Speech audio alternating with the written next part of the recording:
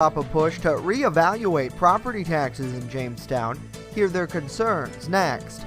And with the pandemic coming to an end, a slew of events are taking shape. We check in with what's in the works locally.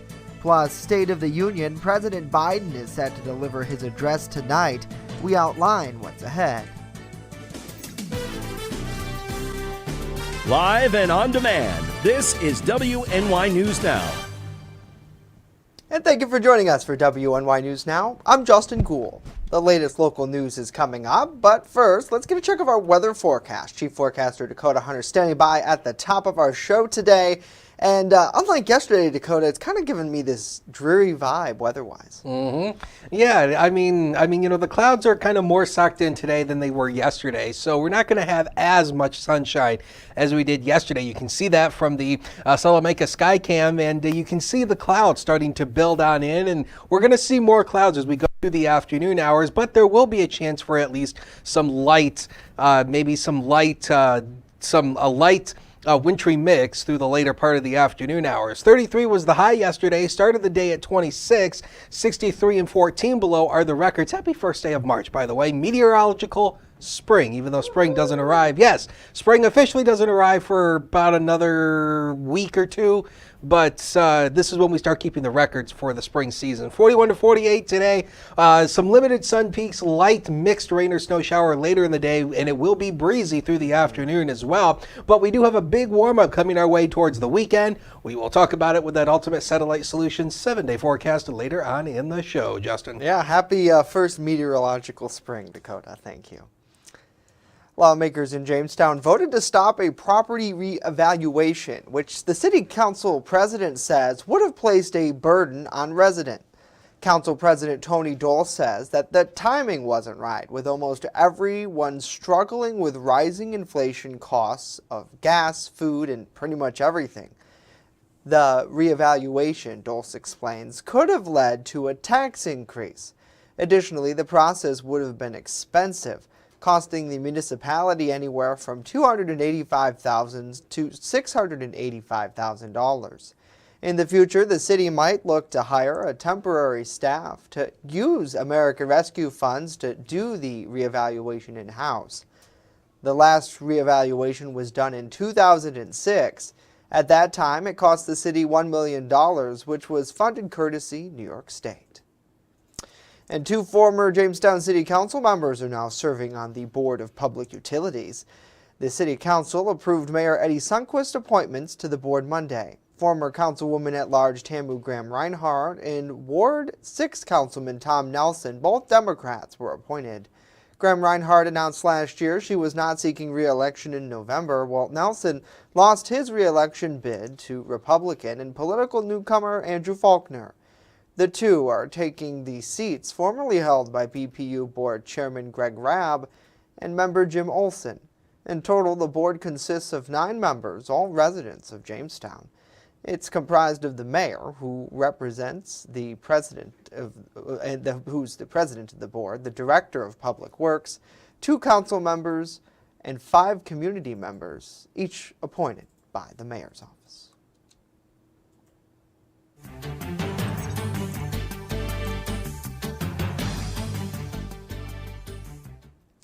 President Joe Biden is delivering his first State of the Union address to Congress today. Historically, the speech offers presidents a chance to highlight their priorities and agenda, but much of that is going to be taking a back seat as the Russian-Ukraine war rages on. Biden is expected to address that conflict, but he'll also talk about his nominations for his Supreme Court pick, his economic priorities, and the COVID pandemic. He's also expected to announce new investments in domestic key energy sources while addressing climate change. Now, meanwhile, the U.S. Capitol has a new addition to its exterior today. Capitol Police have added fencing around the building ahead of the State of the Union address for tonight, and the possibility of protesters continue there. Our Washington, D.C. correspondent Rachel Knapp with the precautions in place and what those visiting D.C. have to say. Before President Biden makes his way to the Capitol to deliver his first State of the Union address, security at the Capitol has been a top issue.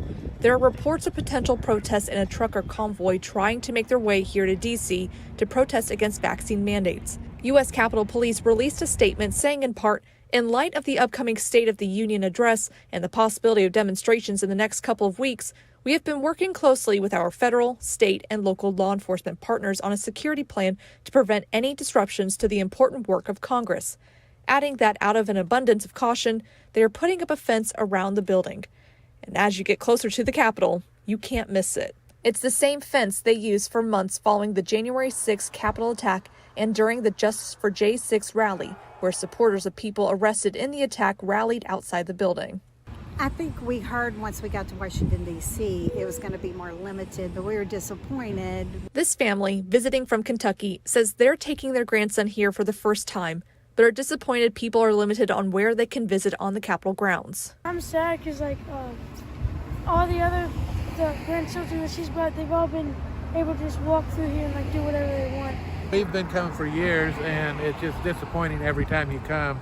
More and more of the monuments and the government buildings are fenced off or where you can't get in. But they are split on whether this fencing is necessary. Honestly, I think it probably is necessary to be precautious. It's overkill. Hopefully it's overkill, that it's not going to be needed, that there won't be any major protests, and that maybe we can get back to a more normal. At the Capitol, Rachel Knapp reporting. Rachel, thank you. Now, Capitol Police declined an interview, but they're unsure when the fencing will come down, only telling us to be determined. The Defense Department also approved requests to deploy hundreds of National Guard troops to help police in traffic control. Other local D.C. law enforcement agencies could also help with the National Guard if needed. An activist who confronted a U.S. Senator in an elevator over his support for the then U.S. Supreme Court nominee Brett Kavanaugh has been chosen by New York City's elected public advocate Jumaane Williams as his running mate for New York governor. Williams, a Democrat, announced yesterday that Anna Martin Aldrich was chosen for lieutenant governor. Williams announced late last year that he was running in the Democratic primary, where he faces current Governor Kathy Hochul as well as Representative Tom Zalewski. Aldrich has been a long advocate on immigration and other issues and has helmed organizations like May the Road New York and the Center for Popular Democracy. In 2018, she challenged the then Senator Jeff Flake of Arizona over his support for Kavanaugh, a conservative jurist who faced sexual assault allegations that he vehemently denied and was ultimately confirmed in the Supreme Court. As WNY News Now continues, the latest improvements that are slated to get underway at a local park here in Jamestown this spring. And later, a new push to raise awareness about rare diseases in our region. Stay with us. WNY News Now. We'll be right back.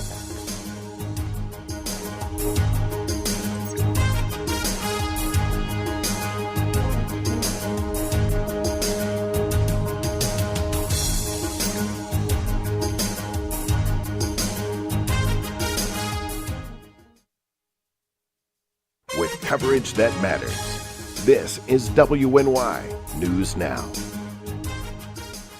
EagleZip.com is your local one-stop shop for all of your home and business computer needs. Located on Fluvan Avenue Extension, just outside of Jamestown, EagleZip.com sells and services all brands of desktops and laptops, as well as servers and network equipment for your business. All new computer sales include transferring your data from your old computer plus a 2-year warranty. Call EagleZip.com today. Stop by EagleZip.com today and let us make computers easy for you. Home fires occur most often in winter. Keep anything that can catch fire at least 3 feet from heating equipment. And never use an oven to heat your home. Stay in the kitchen when frying, grilling, or broiling food.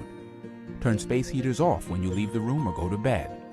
Make sure all vents are clear of snow and ice to allow carbon monoxide to vent outside. Have your furnace, heating system, and chimneys serviced each year by a qualified professional. Learn more at www.usfa.fema.gov. Brought to you by the Chautauqua Safety Village and the Jamestown Fire Department. Welcome to Honest John's Pizzeria, where you are the most important customer.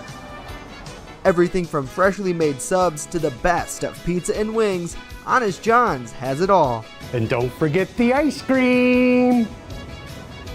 Order online today or check out our 2 great locations with buffets ready for every appetite. Don't I have the best job in the world?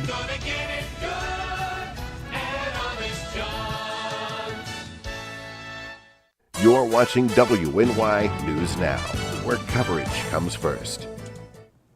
A city park will soon receive new playground equipment thanks to funding from the American Rescue Plan Act.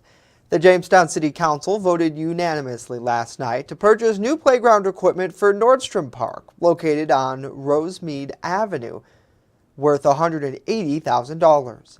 Additionally, a handicap-accessible path will be placed in that park. Bathrooms at various parks in the city will also see enhancements. The council voted to designate $14,000 towards new hand dryers as well. Finally, the lawmaking body approved spending $30,000 on improvements to various baseball and softball fields in the city and an additional $30,000 towards new signage for the parks. The funding for the fields and signage will also come from ARPA funding. A 35-year-old Jamestown man who pled guilty to crimes against children will spend 27 years in a federal prison. The U.S. Attorney's Office in Buffalo announced the sentencing of Richard LaFrance yesterday. He will also undergo a lifetime of supervision by authorities. Prosecutors say in 2019 he met with a 14-year-old and started chatting with them via email and text message. The communications between the two, prosecutors further, was sexually explicit, with LaFrance requesting naked pics of the teen. In addition, investigators say that he met up with that victim and at least 2 times and engaged in sexual intercourse with them.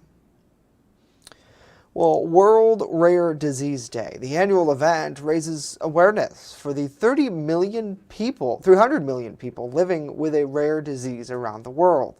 A Rare Disease Day event was held yesterday at the Pennsylvania State Capitol. Brendan Scanlon with more on the push to raise awareness. I'm a pretty typical teenager. I like to play Minecraft, goof off with my friends, and edit digital photographs. Bucks County teenager Charlotte McMacken is like most 13-year-olds. She argues with her parents over screen time and enjoys hanging out with her friends. She's also one of the 1.2 million Pennsylvanians living with a rare disease. Today it is hard for me to walk and keep my balance. Standing still without holding on is really tricky. After being misdiagnosed since 2008, Charlotte discovered in 2019 she had KIF1A-associated neurological disorder, An extremely rare condition affecting approximately 400 people worldwide. And on this Rare Disease Day, Charlotte and her family are telling their story to spark change and awareness. We must also, on our own, raise awareness, teach inclusion, train our healthcare providers, and guide our educators. The Pennsylvania Rare Disease Advisory Council advocates for individuals and caregivers year-round by working with the General Assembly and various agencies. We are committed on a bipartisan basis in working with the Council to bring attention and awareness every day of the year. The Council encourages everyone in the rare community to take the PA Rare Disease Statewide Survey. With the help of all those taking the survey, they will take the data to help to narrow gaps between where we are and where we need to be. Whether it's a survey, bipartisan legislation, or sharing your story for the first time, advocates are determined to help the rare community and to ultimately find treatment. But having CAN does not define me. I still have the same rights, thoughts, and feelings as everyone else. Having a diagnosis and understanding the cause of my condition gives me hope that someday soon there will be treatment. In Harrisburg, Brendan Scanlon reporting. Brendan, thank you. So brave for her to speak out. There are also bipartisan bills in both the House and Senate now designed to help with rare diseases. Well, the Division of Consumer Protection is urging all New Yorkers to be aware of brushing scams. In a press release from the Division of Consumer Protection, it states that these scams have been happening throughout the country, in which consumers receive a package in the mail they did not order. Brushing scams are meant to target a recipient and then turn them into a verified buyer, with the purpose of stealing their identity and writing fake positive reviews for online merchandise. The fake reviews help boost the product's rating and ultimately increase sales. More information on how you can protect yourself if you do happen to get one of these packages is posted on our website now, WNYNewsNow.com. nothing's free. It's always a catch. Coming up, the conflict in Ukraine is having many teachers face tough questions from their students about that war. We're hearing from one school in our region who's trying to address this tough conversation. And later, with things getting back to normal, we'll look at a major event that's happening this summer in Jamestown to keep our kids busy during vacation. But first, when we return, a full look at our weather forecast. Stay with us as WNY News Now will be right back.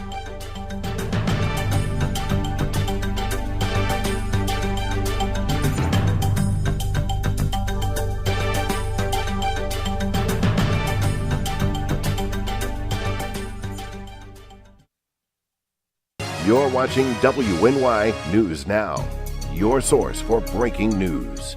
I'm a survivor. I'm a survivor. I'm a survivor.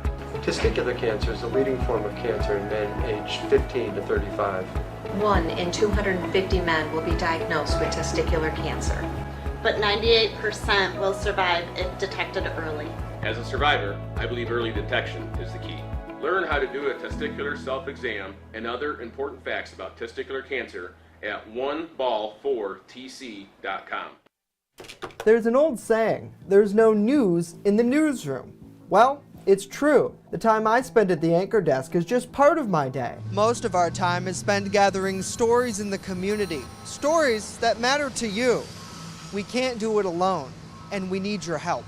When you see breaking news or have a news tip we should know about, drop us a line on Facebook today, email our news desk, or call our newsroom at 488-7226 so we can bring those stories straight back to you.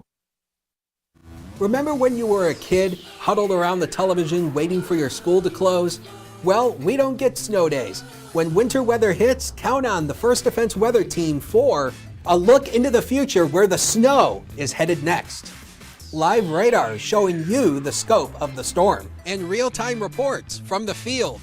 So when it matters most, stay with First Defense Weather. Catch your First Defense forecast daily on WNY News Now. This winter, let New York State take your breath away.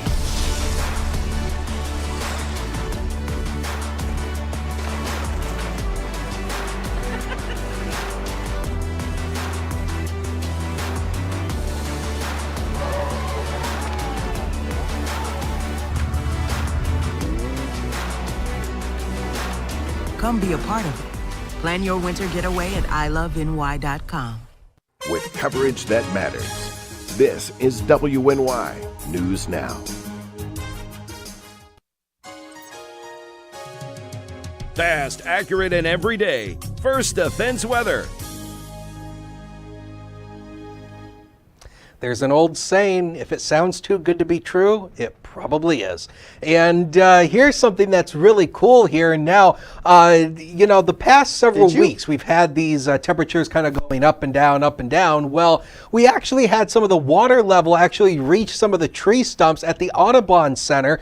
And this is as the water receded. We actually have these ice rings around the trees, and that's where the water level was at the Audubon where we had that meltdown. And you can even see some of it here. It kind of looks like dandruff, how the hair sticks up out of it, doesn't it? Just like floating little flakes with things sticking out of it. Okay. That's some pretty severe damage. All right. I know a lot of you are probably trying to eat your lunch, so I apologize.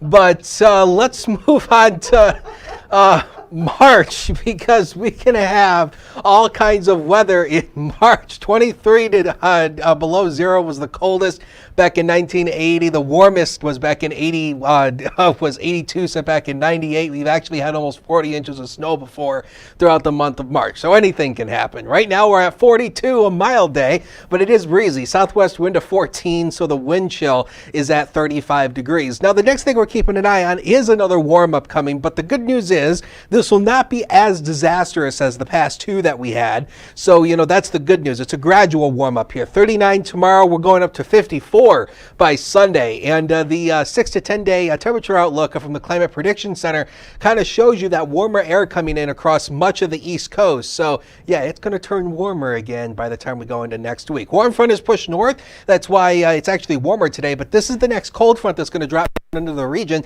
and you'll see on the computer modeling. Now there will be a chance for maybe some light rain or mix, mainly across the inland areas late this afternoon. Then we'll hang on to at least a few snow showers through early this evening. Then they taper off. Tomorrow should be mainly dry, but we will start to see later in the day again some rain and or snow showers starting to return as that cold front drops into the region as we go through Wednesday night and into Thursday. So 42 degrees at 1 o'clock today, still should be mainly dry. This is when we're going to start to see some of that wintry mix around 5 o'clock, 39 here in the city, and 34 at 9 o'clock. We'll transition over to a few light snow showers for the evening. Now the next 7 days are coming up, 39 tomorrow. Again, the cold front drops in, knocks us back down to 25 for Thursday with a few snow showers, partly sunny on Friday. That'll be your pick day, although it does turn warmer. Yeah, it does come with rain showers Sunday and Monday of next week, Justin. All right, so more dandruff coming our way in the next couple of days.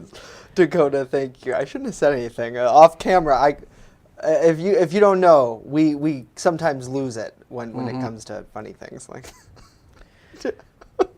Well, you know, dandruff. let's see. We have cameras all over the place in the studio, so maybe we should just pull up one and see what Justin was doing during that weather segment. Yeah, no, really. I tried to not be loud and obnoxious, but it's funny because it does look like dandruff. Dakota, thank you. Well, let's get some news headlines from across our nation now. When former President Donald Trump, his daughter Ivanka, and his son Donald Trump Jr., they're now appealing an order requiring them for depositions. A judge ordered them to speak last month in a New York State Attorney General's investigation into the Trump's organization finances. They're supposed to appear for those depositions next Thursday. The trio are expected to file a request seeking a stay or a delay of the deadline to give them more time to argue the merits of the case.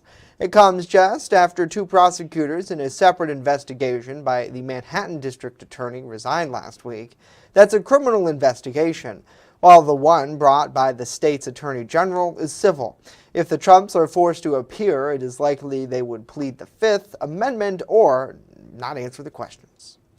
More than 20 were injured in an explosion in Kharkiv. Ukraine's state of emergency service announced that in a post today.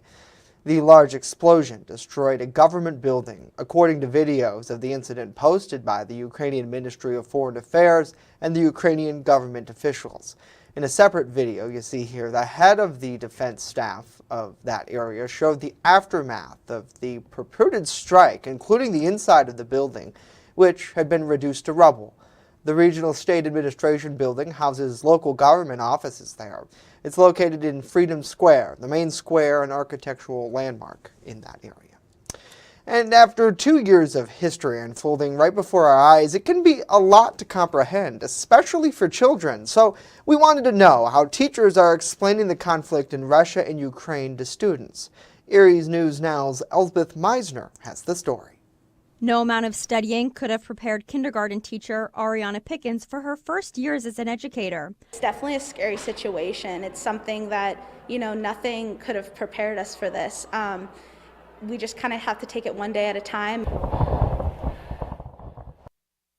With the situation changing by the day in Ukraine, it can be a lot for children to try and comprehend. Kindergartners are more aware than anybody gives them credit for, and they have questions, they see things on the news and television, and they want clarification, and they look to their teachers first for those answers. Questions that teachers may not have the answers to now as history unfolds before their eyes. Both teachers and faculty at the Erie Rise Leadership Academy agree that the Russia and Ukraine conflict adds to another layer of things they have to explain to children after an already tumultuous 2 years. It's the most challenging time. Teaching and education and learning for our students has always been difficult, now more than ever.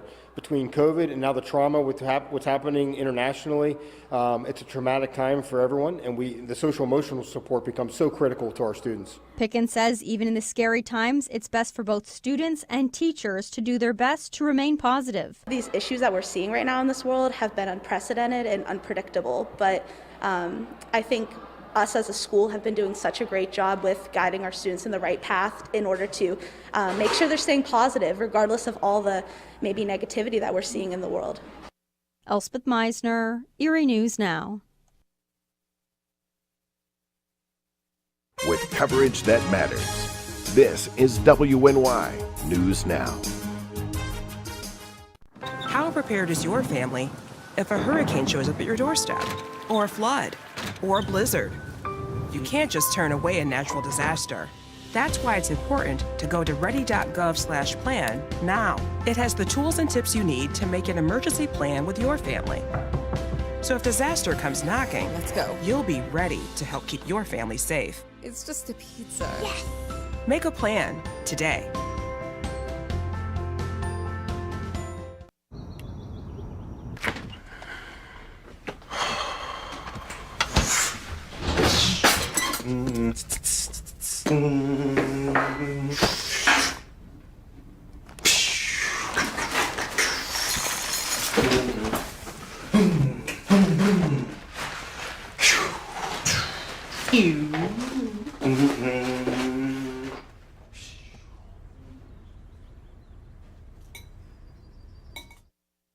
You're watching WNY News Now, where coverage comes first.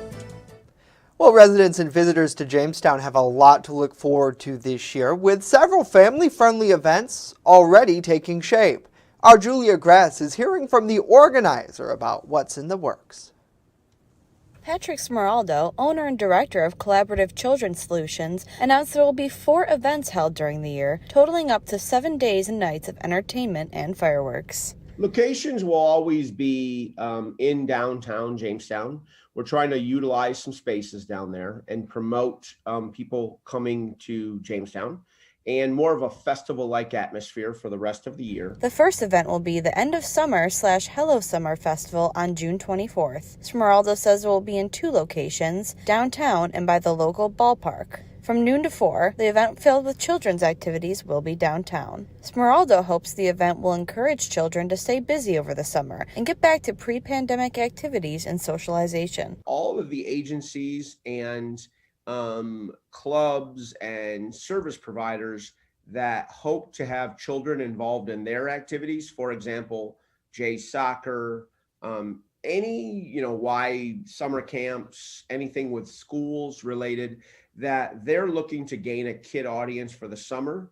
I'm looking to put all of the kids in one area together at the end of school so that then they can sign up to stay busy all over summer. The event will then move to Russell Dietrich Jr. Park for a Tarp Skunks baseball game. The group will also host Christmas in July from June 22nd to the 23rd. We've talked about 3-on-3 basketball right now. We've talked about color runs and things like that to bring some events and some sidewalk chalk and some music. Smeraldo emphasized how collaboration is key, which is how he organized last year's holiday parade. We've had review after review after review about the parade, how great it was. The owner is hoping small businesses downtown will flourish during the event and that it will entice visitors to return to experience what Chautauqua County has to offer. Julia Gress, WNY News Now. All right, Julia, thank you. Now, though those events are only in their preliminary stages, planning and any vendors or community members who might want to become part of it are asked to join Smeraldo on his Facebook page, send him an email, or visit his website. We have links to those now at WNYNewsNow.com. Certainly really great to see the community finally coming back. I know it feels like it's been such a long time since we've been able to physically come back together. And last summer we had a couple of events, the Pride Festival. I know it was a big one, Dakota, that you got involved in and got to go check out. And I just pray this summer we can just get back out there, enjoy what we have, and looking at that Tarp Skunks video, it makes me want to go back to the ballpark and get some popcorn. Especially the kids. I mean, as adults, I think it's a little bit more, something that we've been able to take over the past 2 years. Right. But as kids, it's like, come on, they want to get out, they want to, through some hoops, or throw the football, or do this other stuff, and they haven't been able to do it for the past 2 years. And Patrick's idea, I think, is incredible in the sense that you can almost have this event which will spur other things happening, right? The idea is you get kids to come here to celebrate the end of school at the start of summer, and then, hey, by the way, sign up for this and this and this. And if you get those credible organizations, which I'm pretty sure he will, like the Y, like various basketball programs, the Jamestown Jackals, things like that to get those kids involved really are incredible. So we thank him for doing that, and we'll of course keep you updated as we inch closer to do that to try to give resources for families. Well, that's it for us today. We'll leave you with this look over Lakewood. Have a wonderful day. We'll see you back here tomorrow at noon.